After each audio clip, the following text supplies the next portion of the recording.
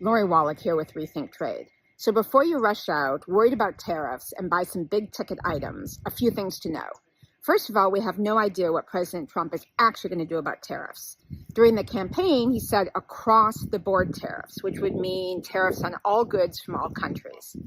But lately, he's been talking about more targeted tariffs, hitting Mexico, Canada, and China. Under those circumstances, tariffs may or may not result in increases in consumer prices, which gets to number two. Tariffs are charged on the wholesale price, not the retail price. So just for instance, those Nikes that market research shows you can make us pay $120 for, those come into the country, the store pays for them, say $20. Everything, the cost of the shoe, the transportation, the tax, the tariff. And then that's what's charged with the tariff. So if it's 20%, that means $4 more.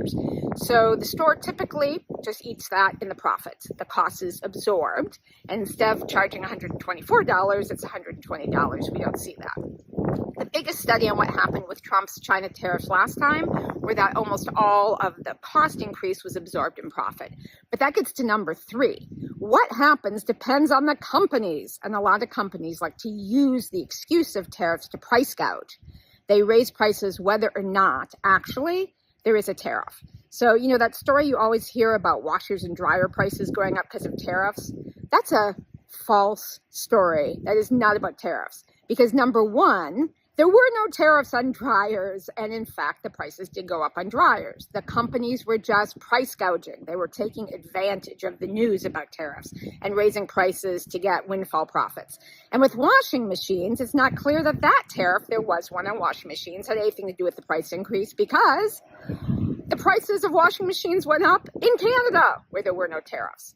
So the problem there is a monopoly problem. Not enough companies make those pieces of equipment anymore, and so the monopolists can just charge anything they want. Price gouging because of no competition.